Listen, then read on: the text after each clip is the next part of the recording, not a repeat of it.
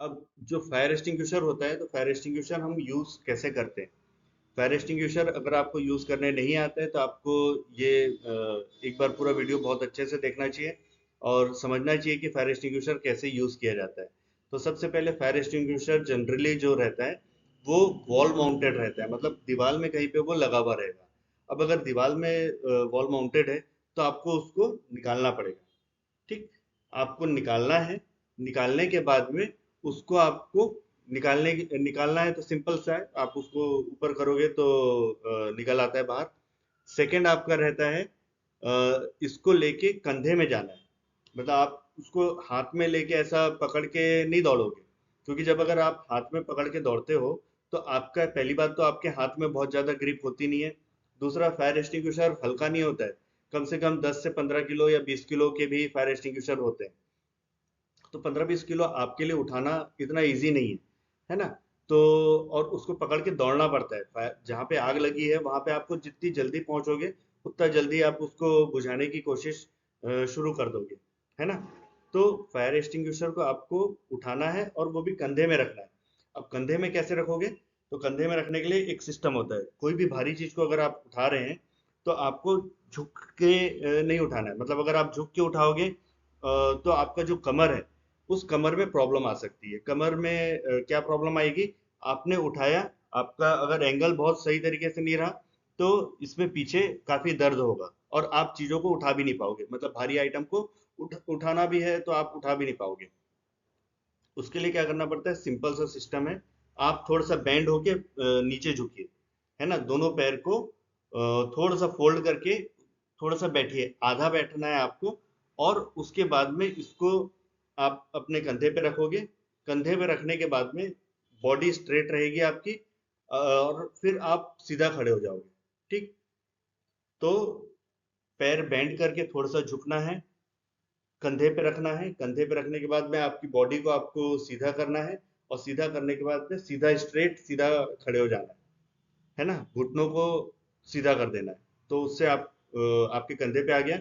ये सारी चीजें थोड़ा जल्दी जल्दी करना है। जितना आराम से मैं बता रहा हूँ उतने आराम से नहीं करना है, फटाफट करना है ये सारी चीजें। पर प्रोसेस यही अपनाना है, नहीं तो आपको बैक में इंजरी हो सकती है, कोई प्रॉब्लम आ सकती है बाद में, है ना? कंधे में लेके दौड़ना है। अब कंधे में क्यों लेना होता है?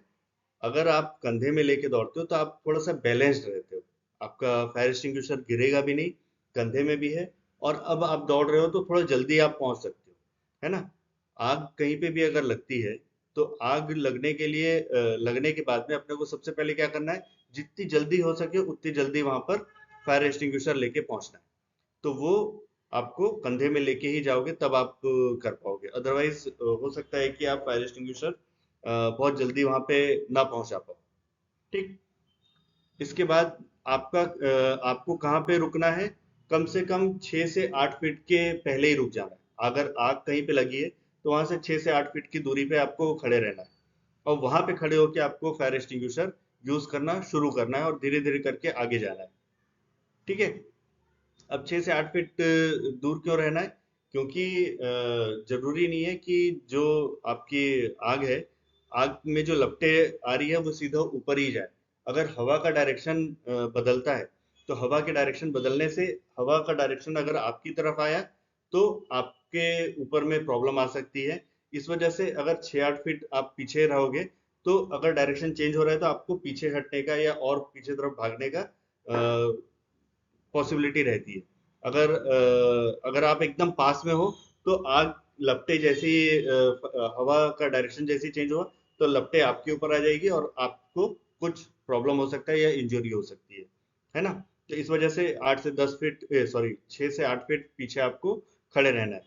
खड़े रहते समय एक और चीज का ध्यान रखना है कि लपटे आपकी तरफ ना हो, हवा का डायरेक्शन किस तरफ है वो चीज को ध्यान देना है ना? जैसे ये व्यक्ति यहाँ पर खड़ा है और आग यहाँ पर लगी हुई है, और हवा जो है वो इसके पीठ की तरफ से, मतलब हवा इस तरफ से आगे तरफ बह रही है। ठीक है? तो हवा इस तरफ से उस तरफ जा रही है, तो हवा का जो डायरेक्शन है मतलब वो आपकी पीठ की तरफ होना चाहिए, ताकि आपके पीछे से हवा आ रही है और लपटे आगे तरफ उस तरफ अपोजिट साइड में है ना?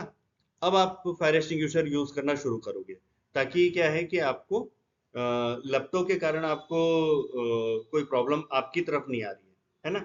और इसमें भी ये चीज का ध्यान रखना है कि 8 फीट पीछे से शुरू करोगे और धीरे धीरे करके आगे जाते जाओगे, जितना आप कंट्रोल करते जा रहे हो उसको, है ना, उसको ध्यान में रखते हुए।